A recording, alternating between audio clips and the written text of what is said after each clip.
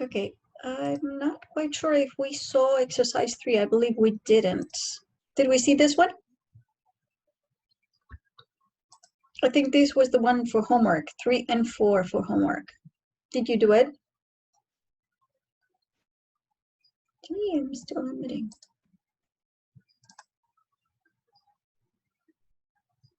And here we go. Come on, let me work. Okay, we are going to review this exercise and the other one as our final review prior to the test. And because you're going to be using the same sketches I have used, and what you're going to be doing with your partner, remember, you're going to be indicating how the process is done. So let's see this one. I have both scenarios here. If we saw it, it's going to be a reminder. I'm not quite sure if we saw this one. So here is the brief. The money sent is 980,050, right? And we have a wire. So what is the process here? Somebody explain to me the process. It's the same thing you're going to be doing next class. What's the process? What happens here? Anyone? Don't rush. No? No one? You forgot already? The sender gives the money to the teller, and the teller puts it in the... No, but focus on this part first. Go in order. Remember that when you have a client in front of you, working in the bank, your client is priority until he leaves, and then you continue with your work inside. Yes. So the sender pays the first fee, and the teller gives a bill for that. Mm-hmm. The receipt. A receipt, good. And the wire code. And the wire code, right. So when the sender comes to talk to the teller is supposed to provide the sender with information. What kind of information should the teller provide the sender with? The fees. Okay, the fees that are involved, right? So it's his decision whether he's going to pay them all or he's going to pay only the first one. And that is mandatory. Fee number 1 has to be paid always by the sender. So, because if he doesn't pay, she's not going to do the work, okay? So she needs to receive the fee of the bank. Okay, so she's going to provide the sender with the information of the fees. And what other information? The different ways. The different ways, correct. So she's going to say, okay, you're going to send this amount of money. Would she advise an airmail remittance? No. No, she wouldn't. And why not? Because the amount of money. Correct, because of the amount of money, right? It's a large amount of money, so she would not even mention it. So she would mention just a wire and a draft. So it's the option of the client which way he decides to send it. So in this case, let's assume that he decides to send the money right away, so the other person in the other bank can receive it immediately. Okay. So he receives the receipt or the bill for fee number 1, and he's out of the picture. He sends the information to the beneficiary. What happens here? Now let me explain this one here, because this is our final review prior to the test. We have 2 scenarios. Depending on the time or the way that the teller is going to deposit the money. 2 scenarios. First one. She may deposit the fee, number 1, in the vault and the money that is going to be sent in the Vostra. Always, the SWIFT goes after the money movement. So she moves the money and she informs how she moved the money to this teller here in their correspondent bank. So the teller here has the option of, since the money was already deposited in the Vostro, the money is existing here.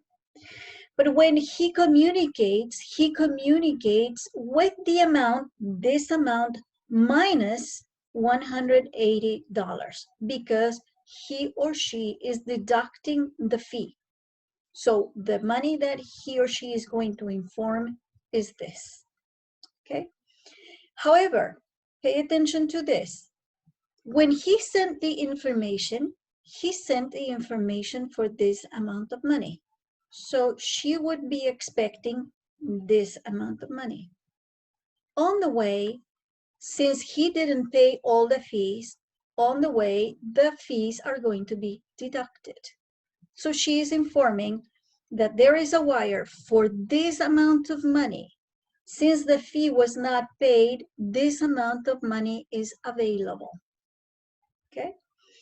When she arrives to cash the wire, she presents the code, right? That is the same code that this person is receiving, and presents the ID. She has no other option but to check everything against the SWIFT, because she doesn't have the signature book of this bank. She has it of this bank, but not this bank. So all the information she has is here. So when she presents it, she has to move the money, because the money is in the vault here, so it's present here. She has to deduct fee number 3, and the difference is given to the beneficiary with the bill of $145. That's one of the scenarios. She's always going to be receiving the same amount of money. The difference is in the movement. Let's assume here the second scenario is when the teller deposits everything in the vault, and she informs there's this amount of money, and the money is deposited in the vault, and the rest of the information related to the beneficiary. So what is this person obliged to do? Since she got this information, she or he knows that he has to move the money. So he's or she is going to move the fee to the vault, and from Vostro to Vostro, okay? And then this person, since the money is already existing here, she simply is going to deduct the $45. She doesn't have to move fee because the fee is already existing, and she's going to pay the difference. Was that clear? Miss, I have a question. Sure. What about in the test? We're going to, for example, we're going to talk about the first way to send, and you can stop us and say, what about the second? No, you're going to explain whichever way, or I may say, I'm going to give you this.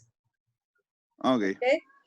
You have this on the virtual room, so you prepare your own PPT with these drawings, but only one, not the two options. One option. Okay. And then you're going to be using your mouse, the same thing I did before, and you're going to be indicating what is the money movement. So remember that you have to be coherent. Depending on where the money is put is how the money is going to be moved along the way. Got it? Okay. You're going to use all this, you have to take out. So you're going to have this and this, 3 banks just in case, because I may give you just 2 fees. Okay?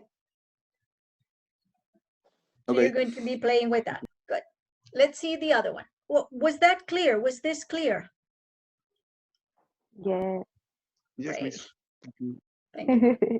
It was Miss. Sorry. All right. Okay, let's see activity number 4. And this is the last one. What happens here with the airmail remittance? What we have here, I have it here, so we don't get lost. So in here, we have a difference. Who can explain this one? Who can explain it? Let's assume that we're on Tuesday and you're explaining. First of all, the teller tells to the sender the different ways to send money and the fees. Okay, good. So go ahead.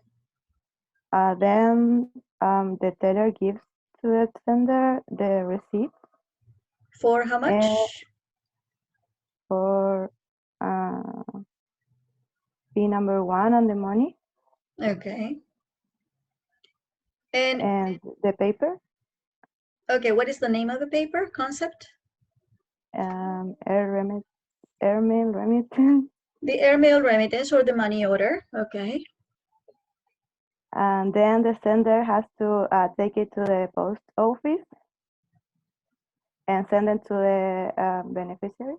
To the beneficiary. Okay. Okay. Remember that the teller is supposed to inform him, even though this is $680 is not much money, right? Compared to the amount of money we're going to be seeing, but she can still offer, huh? Even though it is most likely, if the person is telling you at the first glance is telling you that he's only willing to pay fee number 1, you don't offer the rest because it's going to be more expensive than both fees together. Okay, so that would be embarrassing for the clients. Okay, and what happens here? What happens with the money movement? He's out of the picture. He already sent the airmail remittance. What happens inside? The teller has to do the movement and then communicate to the other bank. Okay, so she deposited everything, right? Fee 1 and the amount of money in the vault. And then she communicates. What is in this information? What is she saying in this information?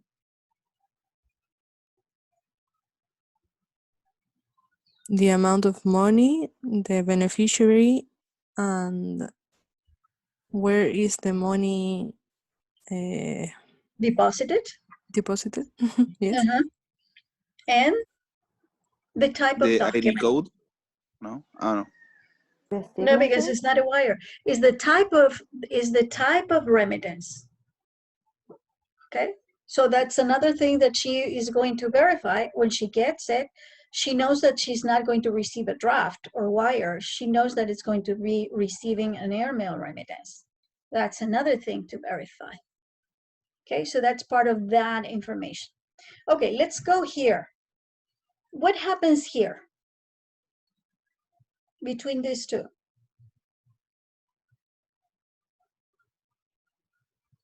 the teller has to verify the ID.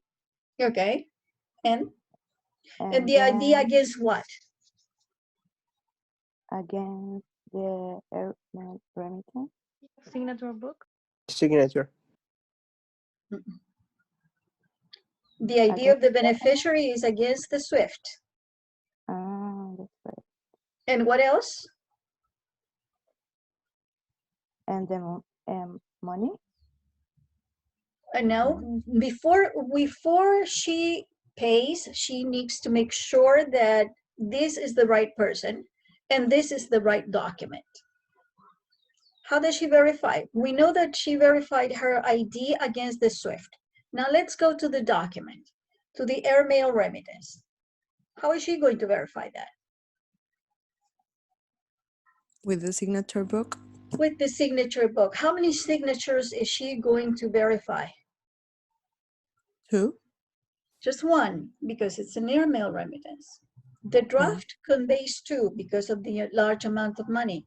Remember, because it's a small amount of money, is the only one who signs is the teller that made the document. When it's a draft, then you have 2 signatures, her signature and the chief of the company, of the bank, I mean. Okay, so she verified that. And now, what happens? Money. How is she going to pay? From where? From the voucher of the other bank. Sure, and she's going to deduct the $5 because the sender did not pay the other $5. So she's going to get a bill for the $5, right? Miss, I have a question. Sure. In airmail remittance, could could be another bank involved in the movement? Or Sure. just two? It Okay. depends. It depends on where you're sending the money, if the issuing bank has a relationship with that bank or not. If the bank is out of range from the issuing bank, then you need an intermediate bank to reach the final destination. Yeah. You may have two. Same thing with the wire or the draft. You may only have two banks. That depends on the distance and what relationship this bank has with the bank where the beneficiary is.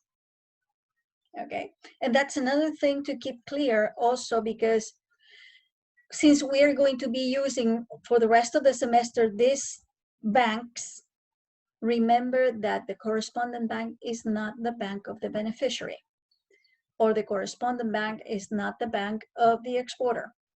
Is the bank where the beneficiary or the exporter is located. Okay. Okay, so let's see, the other scenario is when she does the job and she deposits the fee in the vault and the whole amount of money in the vostro. She communicates that the money is there and she simply takes the money that has to be paid, the 675, from the vault. No other movement because the money is already existing here. Okay, do you have any questions on this? The beneficiary gets a receipt too Yeah, from the teller? she Okay. will always get the receipt, whether she the money is being deducted from the money she's receiving, or if the fee is paid by the sender, she will get that receipt, whether it is a correspondent banking network or a direct correspondent banking relationship. Okay, so the receipt is always in both ends. Got it? Yes. Good. Any questions on this before the test? So the SWIFT has the name of the beneficiary, Sure, the because amount of money. when he is providing the information, when she's making the document, she's making the document to the name of the beneficiary. So he has to put the name of the beneficiary. That's why she's presenting, in the other end, she's presenting her ID. See? Mhm. And the amount of money, the type of remittance, Yes. and where was the money deposited, right? Deposited, yeah. Yes. Okay. Thanks. Okay. Anybody else? Remember, you have this on your virtual room, so you can just eliminate those things, and you're going to be using your mouse to indicate what you're going to do, because I'm going to tell you on the spot what you're going to be using. So I'm going to give you this, you're going to write it down, and then you're going to show me your slide with the information. Is that understood? Yeah, I guess. Okay, there's something else I want to share, and it's this. Miss, Yes, are we going to have time for write the information in the PPT, our PPT, in the test? If you want to, sure. Remember, you're going to have anywhere between 5-10 minutes the most. Okay, because it's a short test. We're only going to be seeing that. Okay. All right, and remember, the needs of foreign trade also are there.